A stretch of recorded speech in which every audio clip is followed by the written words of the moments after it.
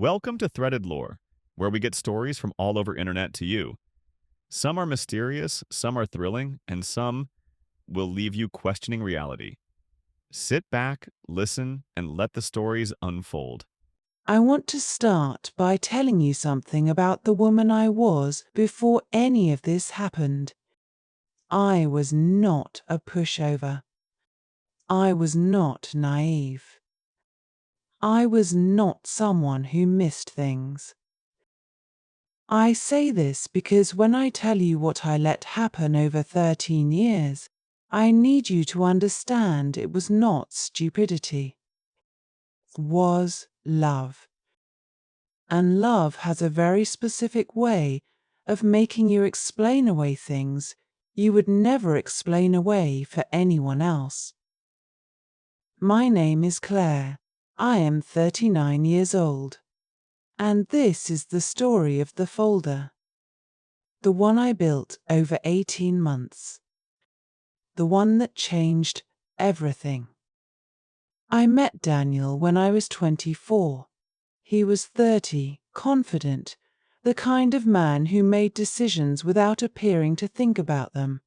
I found that attractive then. Later, I would understand it differently. We married when I was 26. He had just started his consulting firm. I was 3 years into a career in financial analysis that I was genuinely good at. Within a year of our wedding, I had relocated twice for his work. First to Chicago, then to Boston. Each time I found a new job, built new relationships, started again.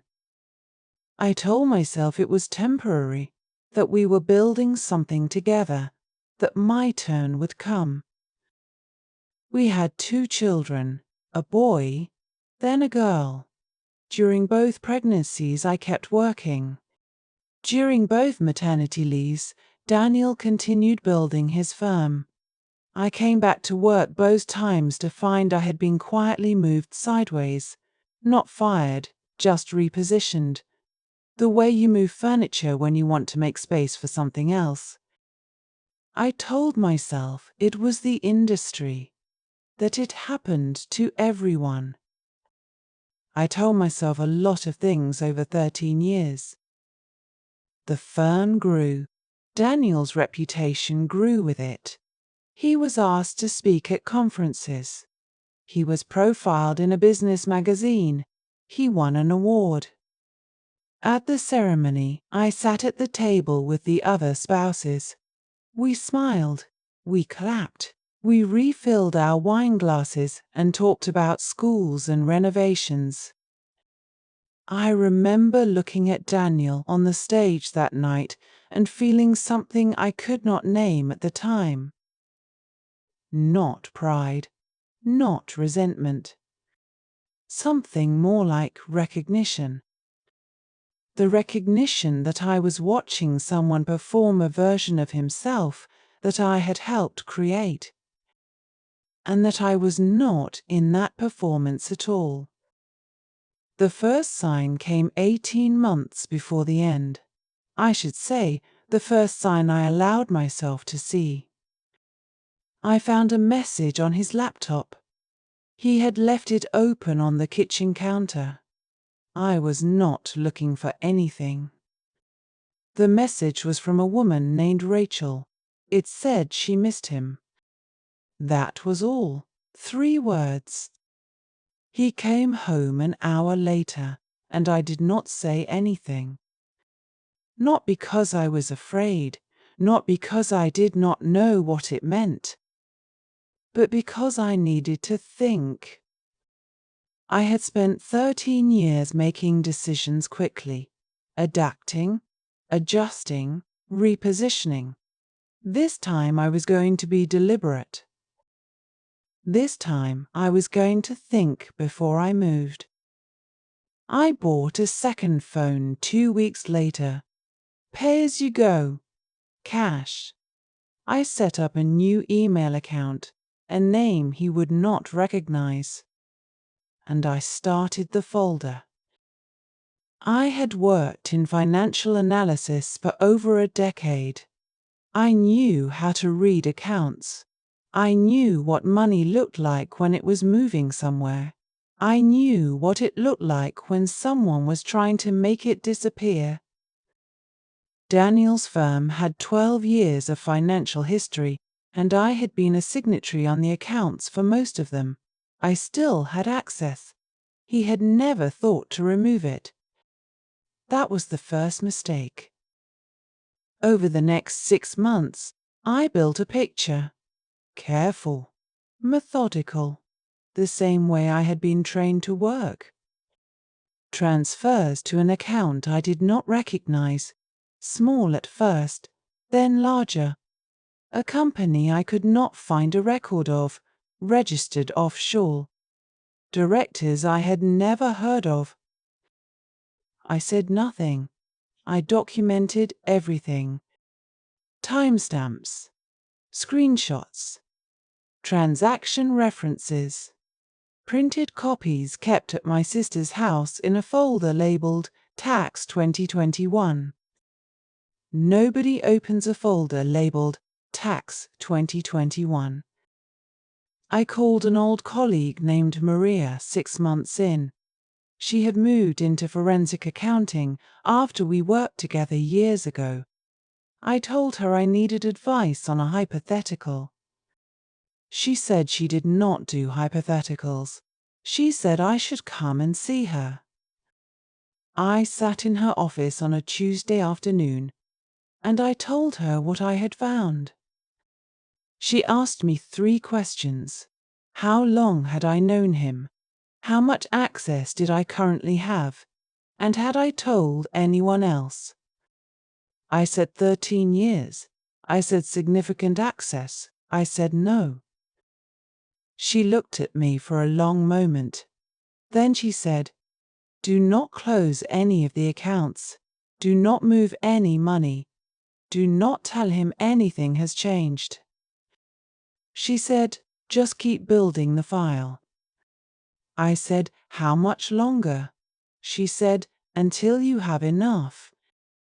I kept building. 3 more months of documentation, then 6, then a year. During that time, Daniel and I lived as we had always lived. He worked.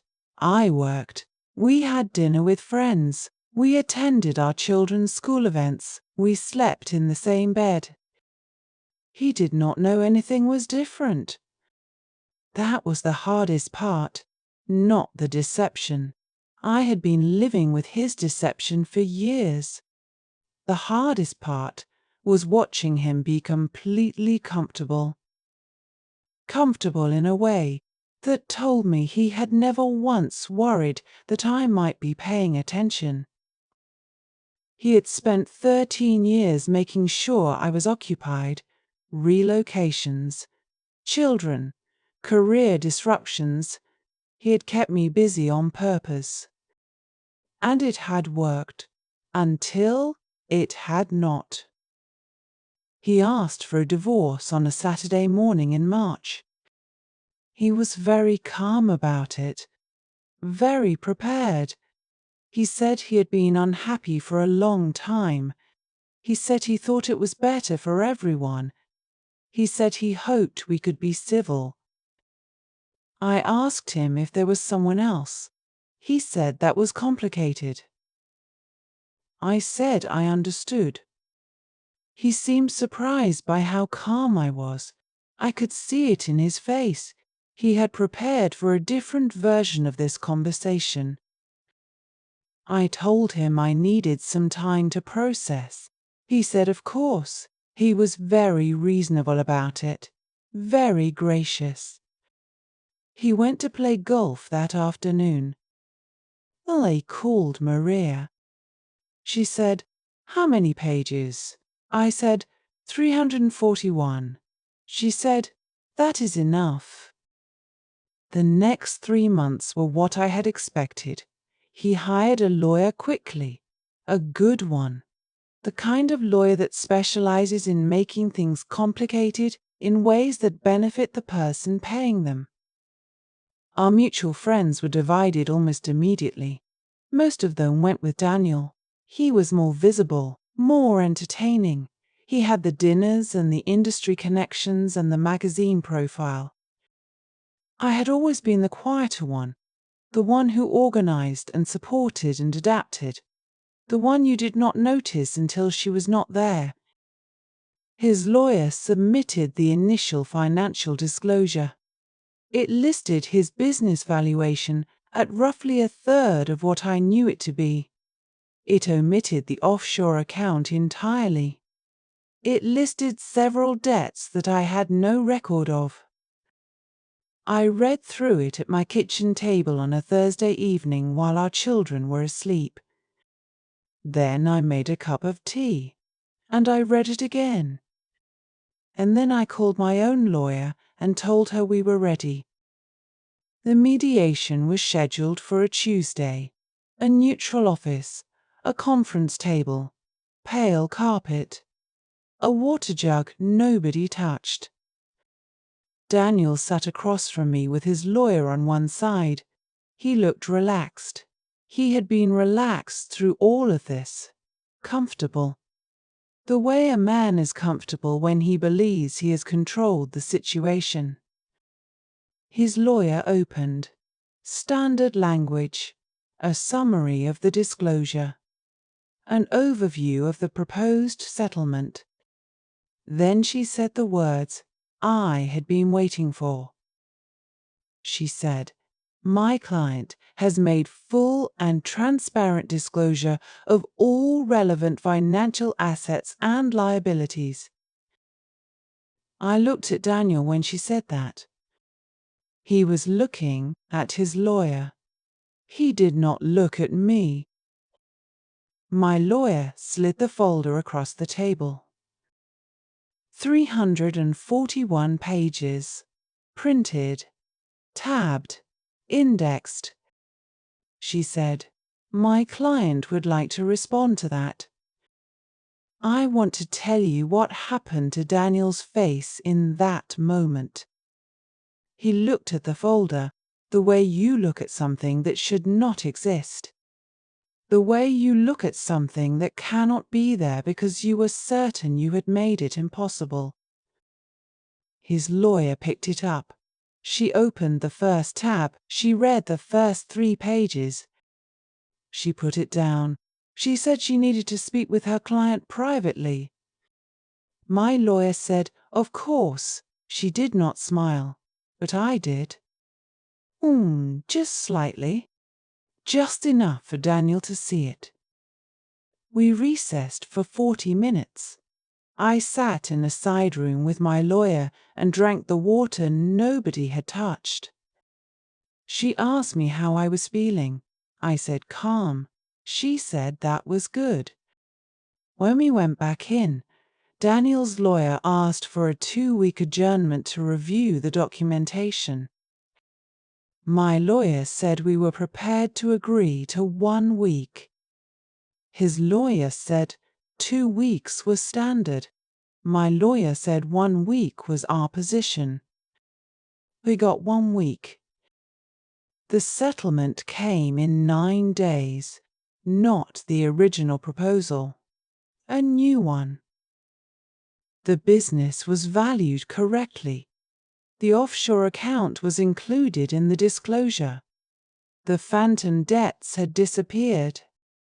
The figure they offered was not everything, but it was close enough that Maria told me it was the right call to take it. She said, "You could fight for the rest." She said, "But the rest is years." She said, "Take the number and take your life back." I took it. I want to tell you what happened after, because the settlement was not really the ending. The ending came gradually, in small things. I moved back to my home city, the one I had left 15 years ago when Daniel's career required Chicago. I took my children and I moved back to the city where my sister lived, where my oldest friends were. where I had started before I had become someone who adapted and relocated and adjusted for someone else. I got my professional license renewed. I took a position at a firm I had interviewed with years ago before we moved to Boston. They remembered me. That meant something I could not explain. That someone who had watched me once still remembered what I was capable of. Within 18 months, I was running a team of 11 people. Within 2 years, I was being asked to speak at conferences. Not as someone's wife, as myself. Daniel and Rachel got married 8 months after our divorce was finalized. I know because our children attended the wedding. They came back with photographs on their phones. They showed me carefully, watching my face. I told them it looked like a nice day. It did look like a nice day. I did not tell them that Maria had confirmed the offshore account had been in Rachel's name the whole time. I did not tell them a lot of things. They did not need to carry that. That was mine to carry. I carried it lightly. People ask me sometimes what the folder felt like. Building it, maintaining it, sitting across from Daniel every evening at dinner, knowing what was on my sister's shelf. They expect me to say it felt like power. It did not feel like power. It felt like patience. A very specific kind of patience. The kind that does not feel like waiting because you are not waiting for someone to do something. You are just making sure you are ready when they do what you already know they are going to do. The thing Daniel never understood about me in 13 years of knowing me is that I had always been better at the details. He was better at the room, at the performance, at the impression. But I was better at the details, and details are what survive a conference room. Details are what a judge reads. Details are what 341 pages are made of. I do not think about him often now. Sometimes at night when the house is quiet and the children are asleep, I think about that Saturday morning in March. How calm he was. How prepared. How completely certain he was that he had controlled this. And then I think about his face when my lawyer slid that folder across the table. And I feel something I can only describe as settled. Not victory. Not satisfaction exactly. Settled. Just settled. The way a room feels after you have finally moved the furniture back to where it was always supposed to be. If you are listening to this, and you are in the middle of something similar, if you are sitting across a dinner table from someone who thinks they have the advantage, I want you to hear this. 1. Take your time. Pay attention. Document everything. And when the moment comes, and it will come, make sure you are the most prepared person in the room. Not the loudest. Not the angriest. Just the most prepared. That is enough. It is more than enough. Leave your thoughts in the comments. I read everyone. Subscribe for a new story every week. See you in the next one. If you like the lore, please like the video, comment your views, share it with others, and please subscribe for more.